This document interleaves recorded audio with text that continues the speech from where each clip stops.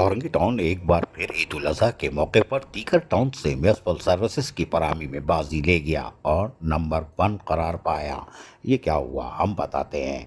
किसी को मिर्ची लगे तो मैं क्या कह लूं, आगे चुनो मेरा बाबू। कोरंगी टाउन ने ईद उल अजहा के अयाम में कोरंगी की हलाइशियाँ उठाकर ठिकाने लगाने में कामयाब जहाँ हुआ था, वहीं चेयरमैन कोरंगी टाउन मोहम्मद नईम शेख और municipal commissioner Korangi town Ghulam Farid की सरबराही में मुकम्मल निगरानी में यूनियन कमेटीज के chairman, vice chairman, ward councillor और कोरंगी टाउन के अफसरान की बामी टीम वर्क के साथ ईद उल अजहा पर मुकम्मल अमल दरामद करते हुए कोरंगी टाउन ने एक बार फिर म्यूनिसिपल सर्विसेज की फराहमी में बाजी ले गया और दीगर कराची के जो टाउन्स थे यकीनी तौर पर उन्होंने भी कुछ काम किया था। ऐसी बात नहीं है कि वो घर पे सो रहे थे, टिक्का बोटी खा रहे थे। वो किसी कोई खा रहा हो तो खाता रहे भाई, खाओगे तो फिर ये होगा कि आज हमको ये नई फिल्म दिखा देंगे। लेकिन बहरहाल ईद उल अजहा के अय्याम में बर्फरफ्तारी के साथ गली महलों से आलाइशों को उठाया गया और इज्तिमाई कुर्बान गाहों से भी कुर्बानी के जानवरों की आलाइशें उठाकर उसको कलेक्शन पॉइंट पर पहुंचाया गया और फिर चूने का छिड़काव और जरासीम कुश अद्वियात का स्प्रे भी किया गया। चेयरमैन कोरंगी टाउन मोहम्मद नईम शेख ने कहा कि मुंतखब नुमाइंदे और अफसरान की बाहमी टीम वर्क और अवामी मशावरत में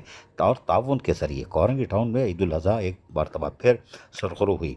कोरंगी टाउन की हदूद में हर मुमकिन तरीके से सेहतमंद माहौल के क़याम को यकीनी बनाने पर कोरंगी टाउन के तमाम महकमों के मुलाजमीन खुसूसन महकमा सैनिटेशन के एहलकारों को शाबाश देता हूँ।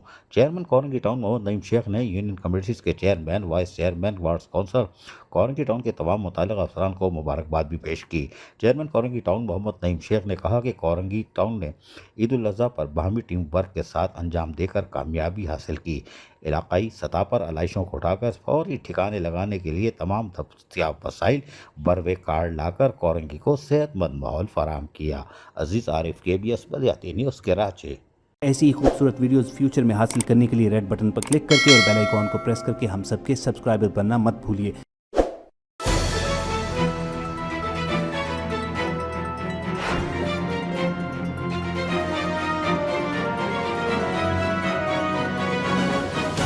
KBS बलियाती न्यूज़।